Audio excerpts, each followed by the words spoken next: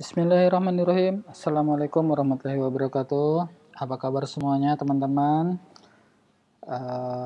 Hari ini saya akan menyampaikan materi tentang aplikasi pengolah angka, materi mata pelajaran yang ada di jurusan akuntansi kelas 10. Ya, SMK kelas 10. Pada mata pelajaran aplikasi pengolah angka, apa aja sih yang akan kita pelajari? Baik, kita lihat sama-sama ya. Materinya yang pertama menerapkan paket program pengolah angka. Apa aja? Ini dia. Nanti kalian diharapkan bisa membedakan, memahami pengertian jenis dan fungsi aplikasi pengolah angka, kemudian memahami pengertian dan tujuan standar operasional perusahaan. Nah, yang pertama, definisi perangkat keras dan perangkat lunak. Apa itu perangkat keras? Apa itu perangkat lunak? Perangkat keras atau hardware adalah suatu perangkat yang berfungsi melakukan proses input, masukan, proses pengolahan data, dan output. Apa aja perangkat keras itu? Perangkat keras itu ada CPU, ada printer, keyboard, speaker, gitu ya. Itu yang namanya perangkat keras, termasuk monitor. Kemudian ada yang namanya perangkat lunak. Perangkat lunak adalah suatu perangkat yang berfungsi menghubungkan atau menjembatani antara perangkat keras, hardware tadi, dengan penggunanya. Pengguna itu biasa disebut brainware atau user. Si pemakainya, manusianya. Nah, secara umum perangkat lunak itu dibagi hanya menjadi dua saja. Ada perangkat lunak sistem operasi, yaitu operating system, yang sebenarnya operating system ini nanti banyak sekali. Ada DOS, Linux ya, kemudian Macintosh atau Mac, kemudian ada Android kalau untuk handphone, kemudian ada iOS ya untuk iPhone ya, keluaran Apple, dan seterusnya. Kemudian ada lagi perangkat lunak aplikasi. Nah, perangkat lunak aplikasi juga ada banyak. Ada perangkat lunak aplikasi pengolah gambar, ada perangkat lunak aplikasi pengolah kata, ada perangkat lunak aplikasi multimedia, ada perangkat lunak aplikasi pengolah angka, ya, dan seterusnya. Nah, kita akan kerucutkan, kita hanya akan pelajari tentang aplikasi pengolah angka. Apa aja? Nah, aplikasi pengolah angka itu banyak juga. Banyak sekali aplikasinya. Di antaranya di sini ada, sudah saya tampilkan di materinya, ini sudah saya kirim ya kemarin di Google Classroom untuk siswa saya. Nah, untuk kawan-kawan yang mau materi ini bisa tulis saja di kolom komentar di bawah, nanti saya bisa kirim.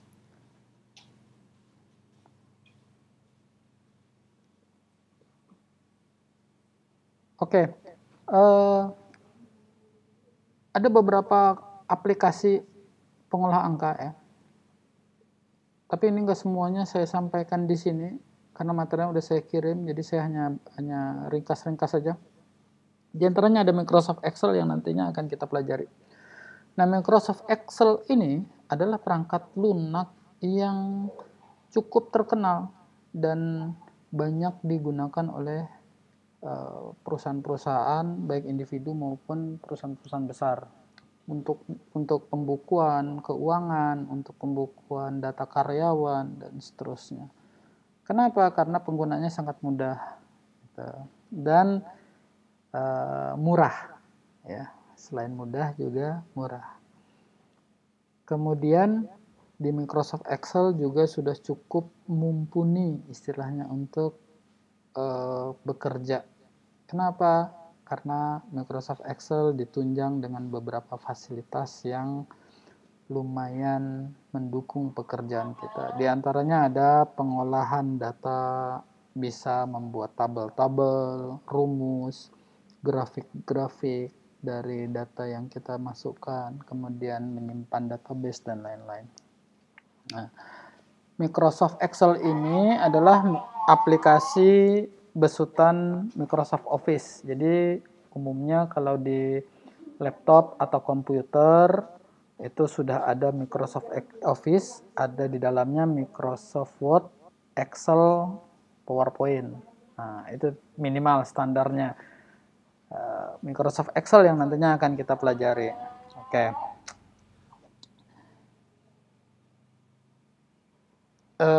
Selanjutnya kita akan mempelajari materi yang berikutnya tentang mengentry data.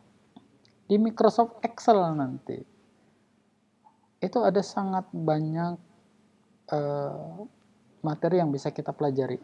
Di antaranya, di sini kita untuk materi mengentry data, kita akan pelajari tentang pengertian data, jenis data dalam Microsoft Excel, kemudian pengertian sel, dan memahami cara memasukkan jenis data.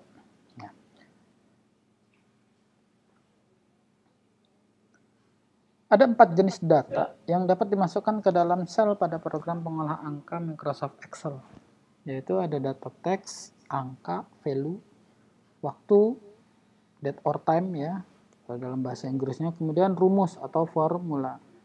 Bagaimana caranya membedakannya?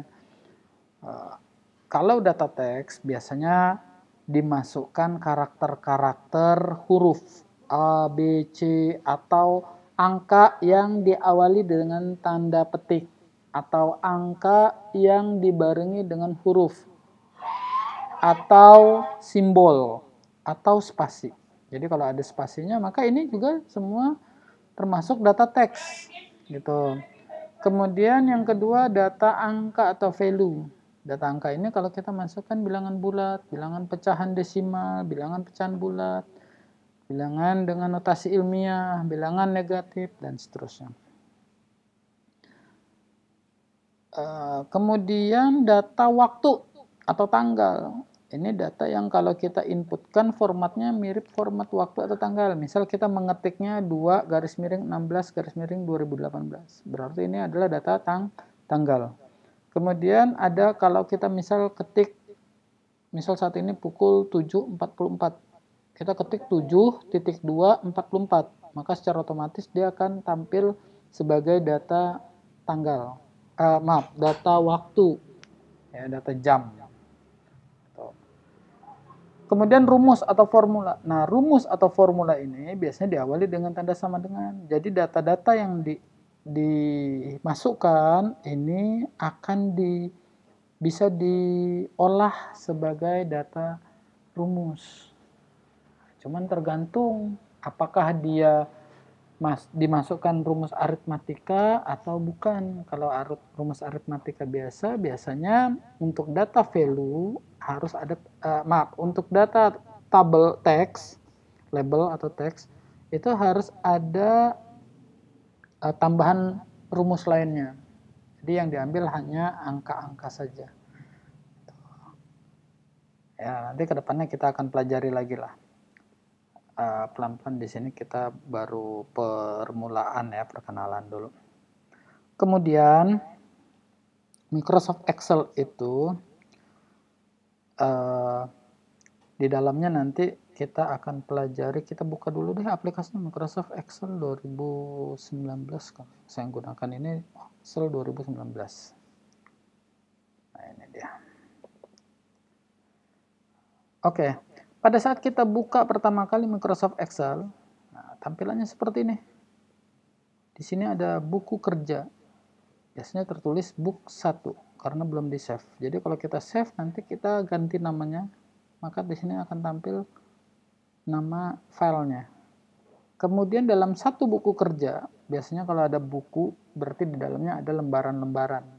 Nah, di Microsoft Excel ini ada buku kerja, di dalamnya ada sheet atau worksheet, ya, namanya worksheet, cuman di sini ditulisnya sheet. Ada sheet 1, kemudian bisa kita tambah sheet 2, bisa ditambah lagi sheet 3, dan seterusnya. Ya. Semakin banyak sheet, maka akan semakin besar pula file yang disimpan, ruang datanya semakin besar. Jadi kita gunakan sebagian saja. Perhatikan antara sheet 1 dengan sheet 2, ya. Di sini di sheet 1 misalnya saya ketik di sel ya, nanti saya kenalkan apa itu sel dan seterusnya. Di sel B2 ini saya tulis SMK Negeri 7 Pontianak. Enter. Data teks ini atau label pada sel B2 tertulis SMK Negeri 7 Pontianak. Di sheet 2 berbeda, tidak ada dia. Kosong. Sel B2-nya juga kosong. Nah, nanti bisa dihubungkan. Misal kita tidak mau ketik lagi. Kita mau di sel yang lainnya pada sheet 2, sel B5. Kita cukup ketik sama dengan saja. Sheet 1 kita klik ini. Enter. Maka di sini langsung otomatis. Tapi perhatikan di sini. Di sini tertulisnya sama dengan sheet 1 B2. Ya. Di sini isinya sama dengan yang ada di sheet 1. Tapi selnya beda. Ini sel B2, di sheet 2-nya sel B5. Lebih lanjut nanti kita pelajari di pertemuan berikutnya. Kita perkenalan lagi ke Excel-nya.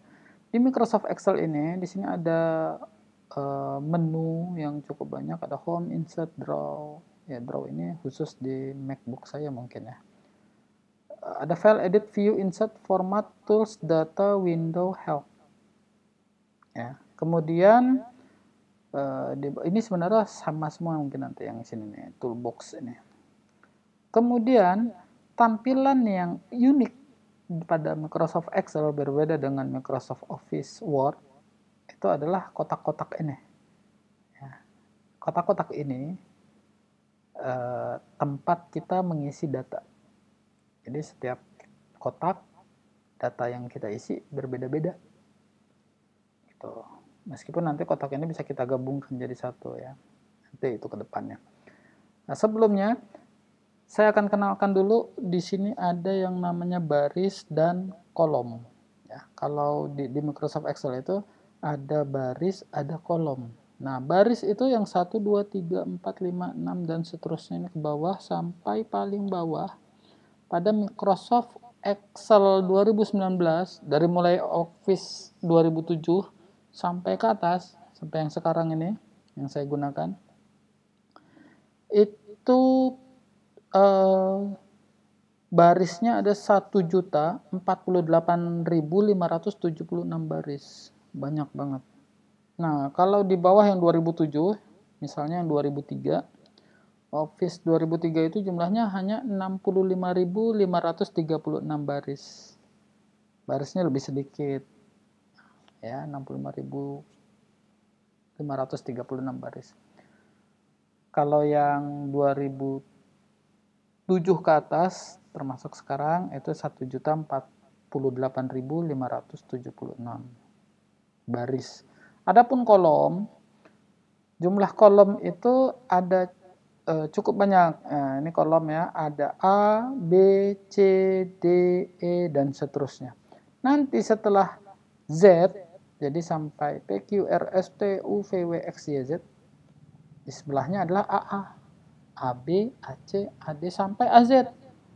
Nanti setelah AZ, balik lagi BA, BB, sebentar saya carikan dulu AZ. Nah, ini AZ, BA, BB, BC, dan seterusnya. Sampai BZ, nanti CA, CB, dan seterusnya. Dan paling ujung, ya, untuk melihatnya ke paling ujung, tekan kontrol, pilih, tekan panah ke kanan. Nah, paling ujung itu XFD. Jadi di Office 2007 ke atas itu kolomnya dari A sampai XFD.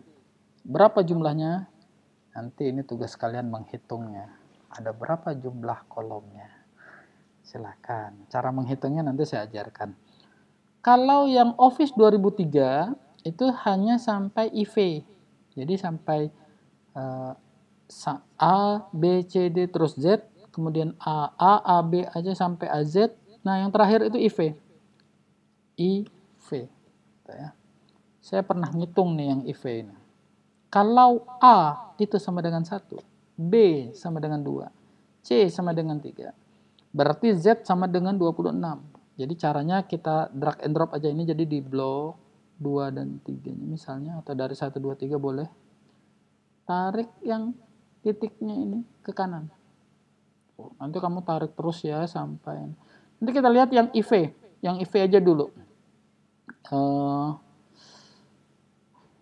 IV itu, nah ini dia, 256 saja dia IV-nya.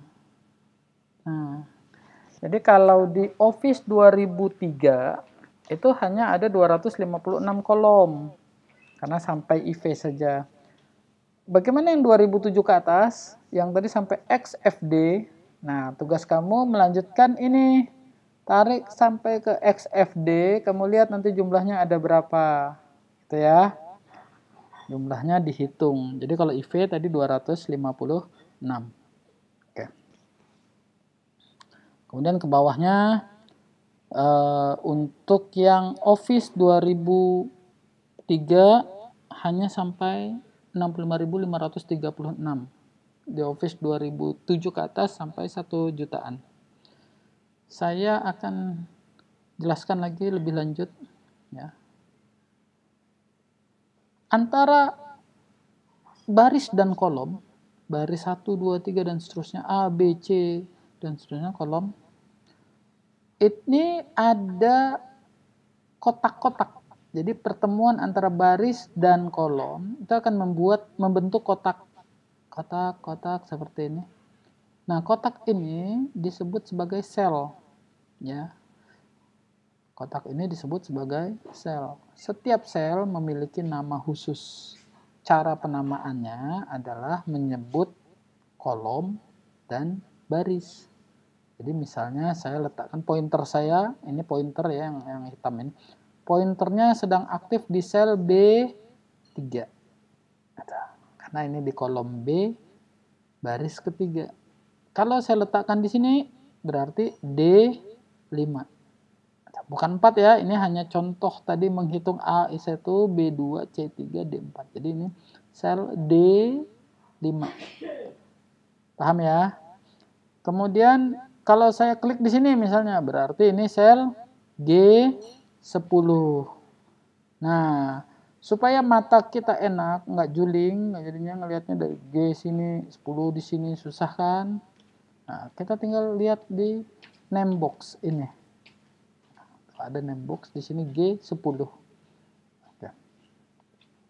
Nanti name box-nya itu nama sel itu bisa kita ubah. Tapi itu materi nanti saja. Maka jumlah sel yang ada di Microsoft Excel ini sangat banyak, ya. Kalau kita hitung yang Office 2003 tadi jumlah baris berapa?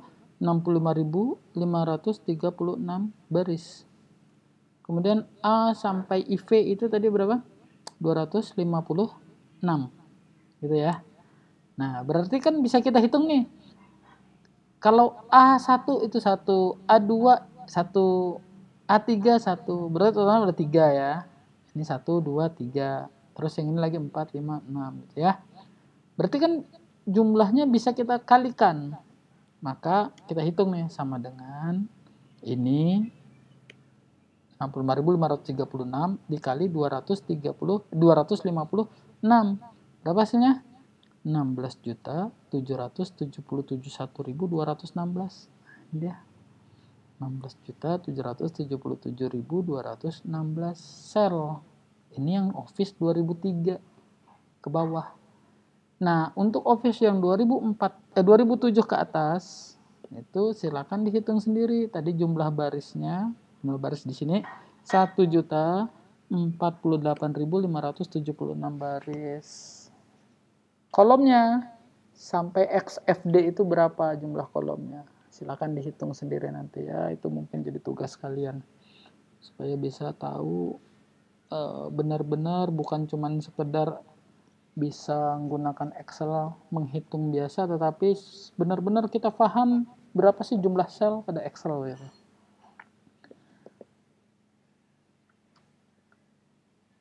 Kemudian sel-sel ini kalau kita input datanya, tadi kalau teks itu ada pas kita ketik SMK Negeri 7 Pontianak. Ini adalah label teks, ya, data label atau data teks.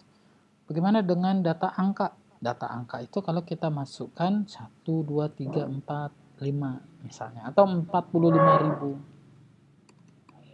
Perhatikan, ketika saya ketik SMK Negeri 7 Pontianak, dia rata kiri, nembus terus ke C-nya. Padahal di C-nya sini kosong. Ya, perhatikan ya. Ini formula bar namanya. Di formula bar tertulis lengkap. Oke, di sel C2-nya tembus tulisannya. Tapi kalau sel C2 saya isi, maka ini terpotong. Nah,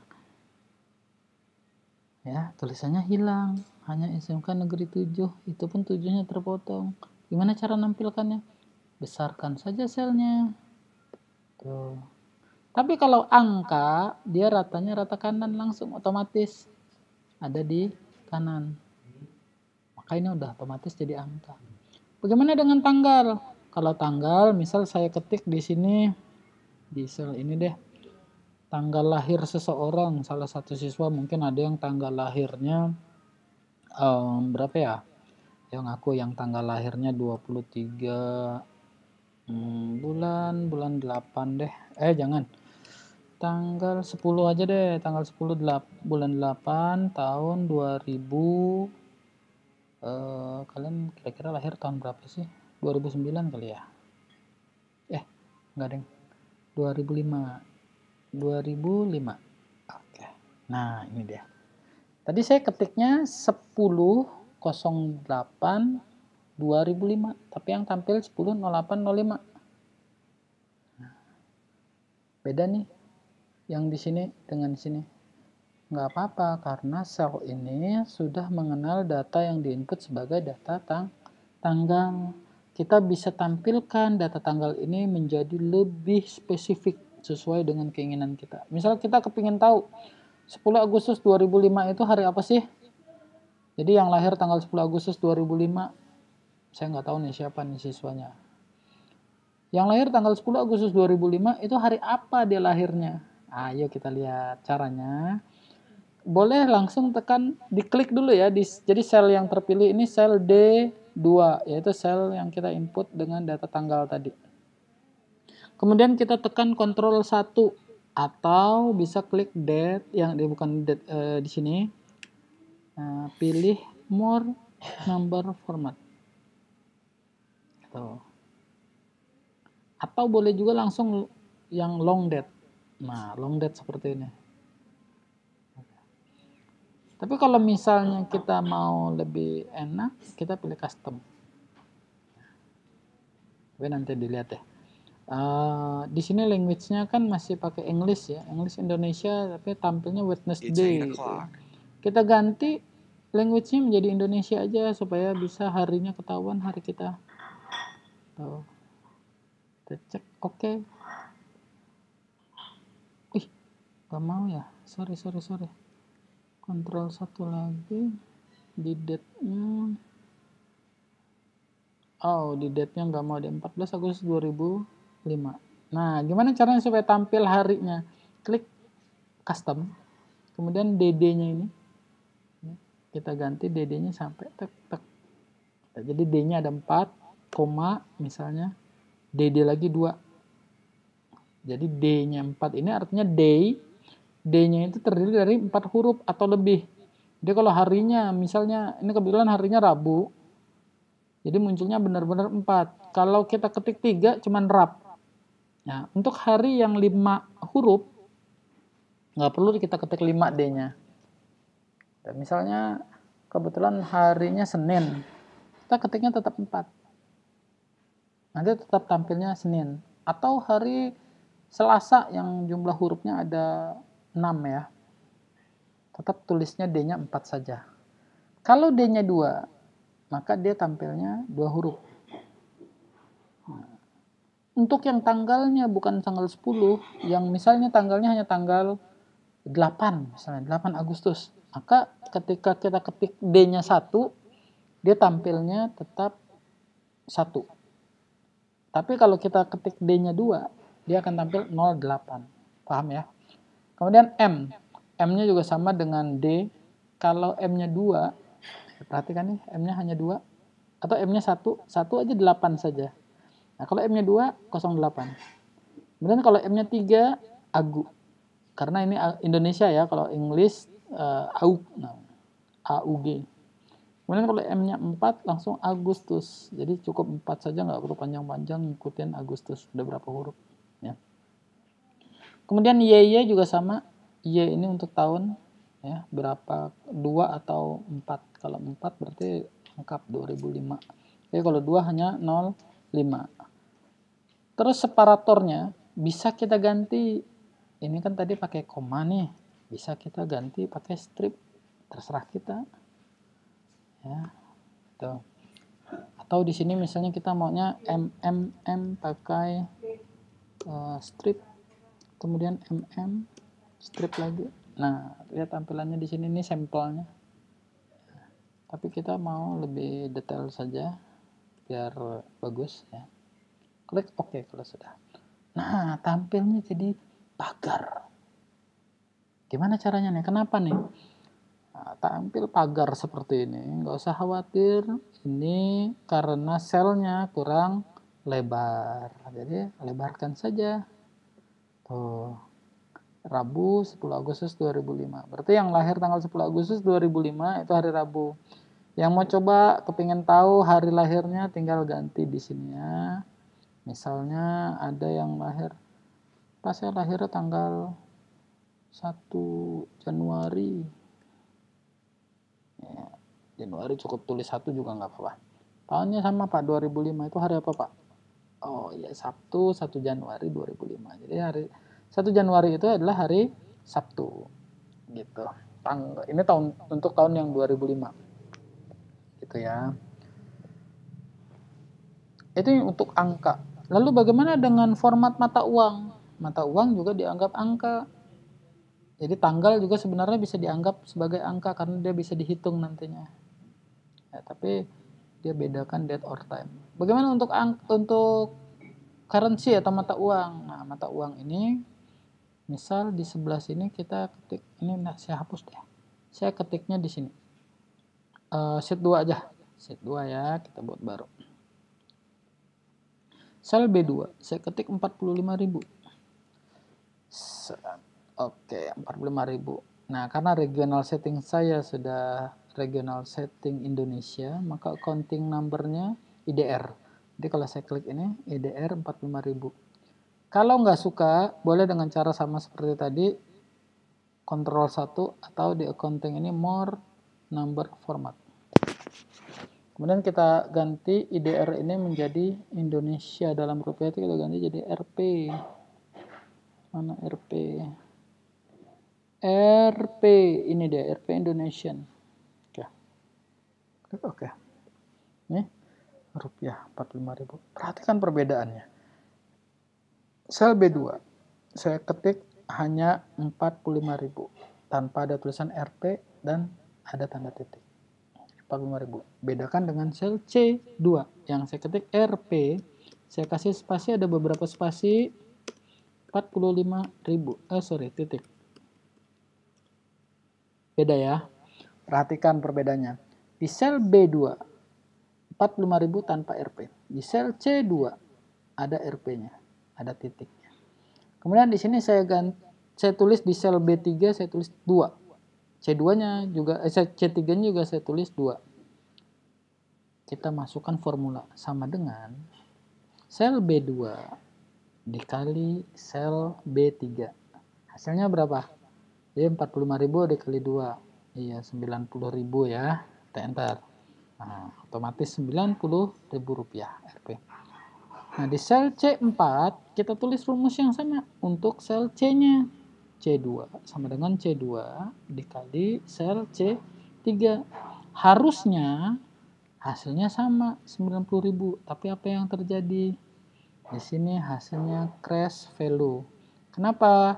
Karena di sel C2 bukan format angka atau currency, makanya dia bilang value-nya. Ini maksudnya crash value itu value-nya salah atau nilainya salah. Nanti di Excel kita akan ketemu banyak tanda crash ya. Ada crash value, ada crash n per a. N per a itu name or address-nya salah. Terus ada lagi crash name, itu berarti nama rumusnya salah. Ya, kedepannya nanti kita akan ketemu tuh kalau pas lagi ngetik rumus terus ada yang salah. Ini hasilnya seperti ini. Jadi nanti kita harus membiasakan kalau nulis Rp45.000 nggak boleh pakai tulisan RP kemudian spasi 45.000. Boleh ya. Dia harus ketiknya biasanya 45.000 kemudian diklik accountingnya, setting ya. Tampilannya akan seperti ini. Waktu dihitung nilainya benar. Gitu. Oke. Saya rasa pertemuan hari ini sampai di sini dulu. Nanti kedepannya kita akan bahas materi-materi lebih lanjut tentang fungsi matematika dan fungsi statistik. Tapi fungsi matematika dulu deh, fungsi aritmatika ya. Insya Allah diberi kemudahan untuk membuat tutorialnya, untuk membuat materi pelajarannya. Ya. Saya akhiri. Wassalamualaikum warahmatullahi wabarakatuh. Jika ada pertanyaan, silakan ketik di kolom komentar. Jangan lupa subscribe. Terima kasih.